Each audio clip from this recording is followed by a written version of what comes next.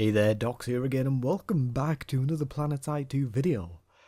Now, I've been debating on whether or not I should do this video for quite a while now, mainly because I don't really fly the Galaxy very much, and I've already done a basic guide for the Mosquito, which can be translated quite well to other aircraft in terms of the controls, but in light of the recent changes to the Galaxy, we've had a bit of a role change in a way for it, and it'll be interesting to talk a bit about that as well. So first off, I'll go through some of the controls and how they differ from, say, the Mosquito or other aircraft in Planetside 2.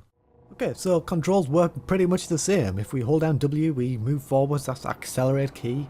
We move forwards a bit slower than other aircraft, obviously, it's a massive Galaxy. If we hold down S though, we decelerate, and once we've decelerated completely, we don't go anywhere. We stay still, we hover as we are. To actually drop altitude, we hold down Control. Now, this is the same key as on the Mosquito and Sights and Reavers, but of course they don't use it quite as often because they naturally lose lift as they hover. We also use space to increase our altitude, and you're going to be using control and space quite a lot to adjust your altitude in the Galaxy. Of course, because it's quite a big aircraft, you can't just rely on pointing your nose upwards and flying upwards to increase your altitude, because you're going to be going pretty slowly if you're just pointing directly up, unlike a Mosquito or something like that, which will just go up pretty quick. Now to land, it's pretty damn easy. All you have to do is hold down S and you'll be hovering. You can tilt yourself from side to side to position ourselves correctly, and we alternate between tapping control and space just to keep our speed quite low while we're descending towards the ground, because we don't want to hit the ground too hard or we take a lot of damage. Now to get ourselves off the ground, we hold down space until we're at a decent altitude away from all obstacles, and then we hold down W to accelerate forwards.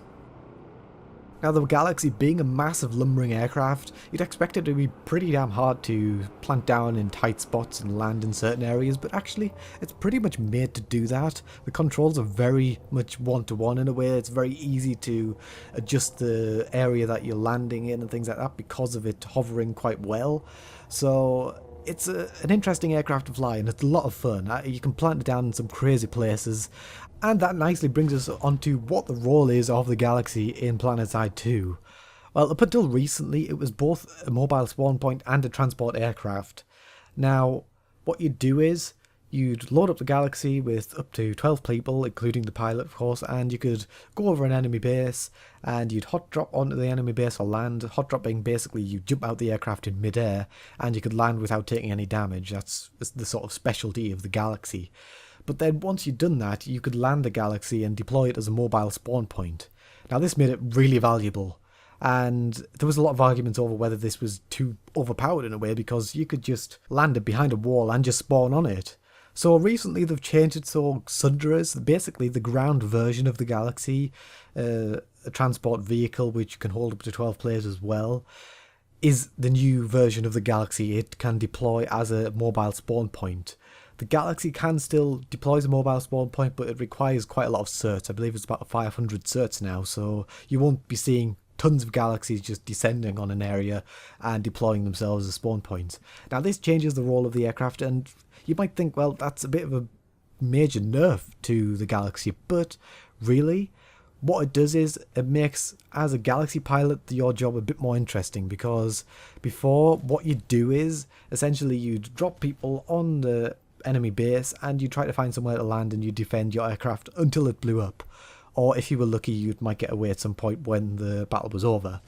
Now that was a pretty boring job, and now essentially you're going to be used as a transport craft. You'd drop people in there, you'd get out there and pick some more people up, drop other people in, and it's going to be a bit more interesting. You'd actually be flying more than you'd be just sitting on the ground doing nothing. So it's a change for the better, because it also balances out the amount of spawn points in an enemy base available to you. You're not going to be able to get as many Sundras around or in the base as you can Galaxies.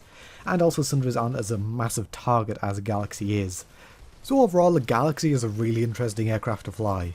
Although its role isn't really set in stone just yet, I'm sure that we'll see some refinements of its role in the future, but it's pretty much set in stone that it's going to be a transport aircraft. So if you're interested in transporting people to the battlefield, picking people up from war zones and things like that, I'm sure this will be the aircraft for you. It's a lot of fun. And if you do get in a Galaxy, try ramming into some Reavers and Scythes. It's so much fun. So much fun. Now, that's all for today, guys. Thank you, and I'll see you very soon with more Planetside 2 stuff, footage, and all that good stuff, and all that. Yeah. Goodbye.